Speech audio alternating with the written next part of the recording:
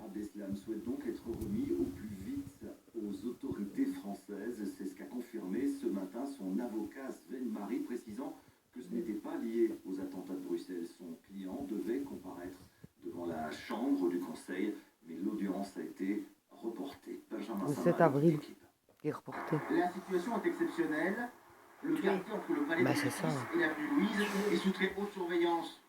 Aujourd'hui, la Chambre du Conseil doit se pencher notamment sur le dossier de Salah Abdeslam, mais aussi sur la cellule terroriste de Verviers, ce qui explique cet important dispositif. Vers 10h, Sven Marie, l'avocat de Salah Abdeslam, s'adresse aux journalistes dans une cohue incroyable. Tout le monde riait. Nom de Dieu, c'est quoi ici? Vous êtes devant une ou quoi? Il explique que son client accepte désormais son extradition vers la France.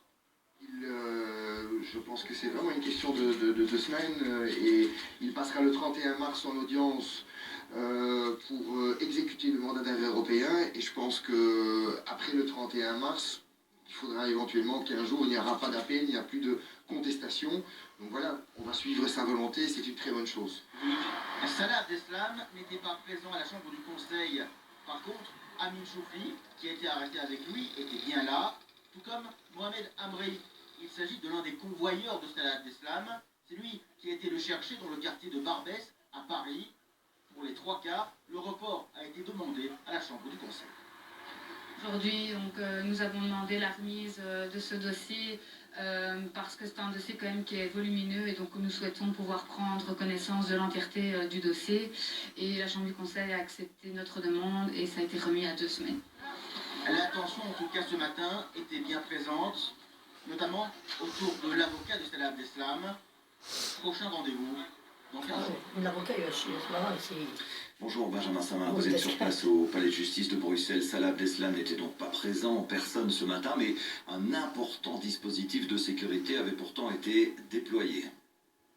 Oui, tout à fait. En réalité, c'était une très grosse journée aujourd'hui, une très grosse matinée pour la Chambre du Conseil de Bruxelles. Et ce, même si Salah Abdeslam n'était pas présent, même si c'est le report qui a été demandé par les différents avocats. Alors, qui était présent? Vous l'avez entendu, il y avait Amin Choufri, dont l'identité n'est toujours pas connue. C'est lui qui avait été arrêté à Molenbeek avec Salah Abdeslam. Et il y avait également Mohamed Amri qui était avec Hamza Atou, l'un des convoyeurs de Salah Abdeslam. Ils ont été le chercher à Paris et ils l'ont ramené ici à Bruxelles. Et puis il y avait également le règlement de la procédure au niveau de la cellule de Verviers, cette cellule terroriste qui a été démantelée dans le courant du mois de janvier 2015 et qui avait prévu des attentats contre des policiers en Belgique. Alors le règlement de la procédure, en clair, c'est simplement la Chambre du Conseil qui va décider qui va être renvoyé ou non devant le tribunal correctionnel. Voilà pourquoi il y avait cet imposant dispositif quasiment jamais vu de sécurité ici au niveau du palais de justice et aux alentours. Oui, Benjamin, et puis on apprend aussi que le président du tribunal de première instance ordonne la fermeture du bâtiment du tribunal civil. Pourquoi ?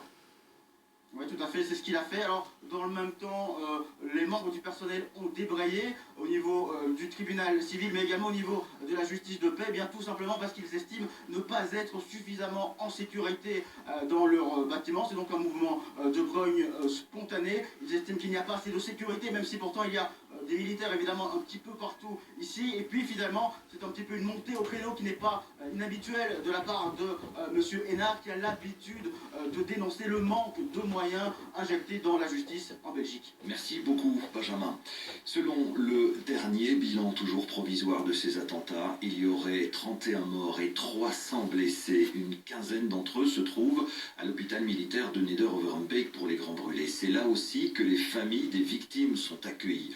Un hôpital qui a été en partie évacué ce matin suite à une fuite de gaz. Mathieu Langer, à l'île de Jeanne. Transportés dans un lit de fortune, plusieurs enfants en bas âge sont emmenés à la hâte à l'extérieur des bâtiments.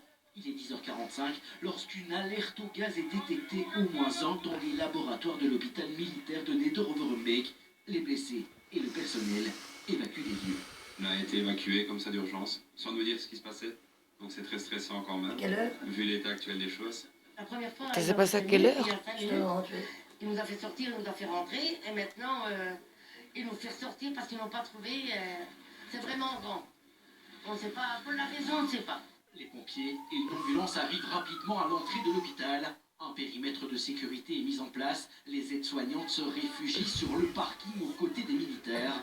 Mais cet hôpital abrite aussi des grands brûlés et 15 des blessés plus gravement touchés par les attentats de mardi à Bruxelles.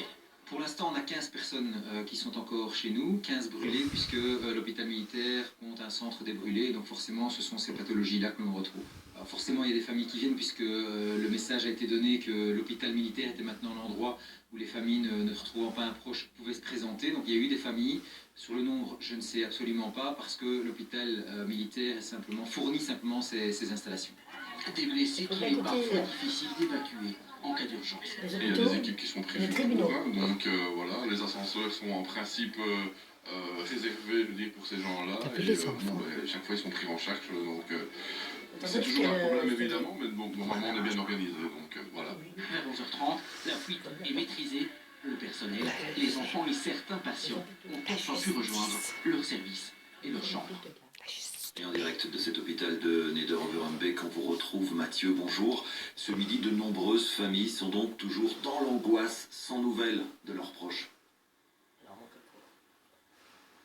Oui, tout à fait, Luc. Tout à l'heure, à cause de cette fuite de gaz, nous avons pu rencontrer des familles qui sont dans l'attente. Elles n'ont pas voulu s'exprimer, mais elles sont toujours à la recherche d'un proche, d'un frère ou d'une fille. Et ils cherchent, en tout cas, ils recherchent des informations sur ces personnes disparues. Ils attendent des informations de ce centre ici, à la clinique militaire de Neder-Overembeek. Alors tout à l'heure, Ineva Mouimerge du parquet de Bruxelles, qui est aussi la porte-parole de ce centre d'information, a confirmé bien qu'aucune victime n'avait été formellement identifiée, que le DVI, le service d'identification des victimes, continue de faire son travail. On a aussi demandé à ces familles d'apporter des vêtements ou des objets qui appartiennent à qui appartenaient à ces personnes disparues. Pour le moment, eh bien, on attend, c'est l'attente pour le moment. On cherche toujours des indices qui permettraient justement d'identifier ces personnes, car on le sait, le bilan est lourd, très lourd, 300 blessés de 30 à 40 nationalités différentes. C'est ce qui explique aussi qu'on a croisé tout à l'heure 3 diplomates asiatiques qui n'ont eux aussi qui n'ont pas voulu s'exprimer.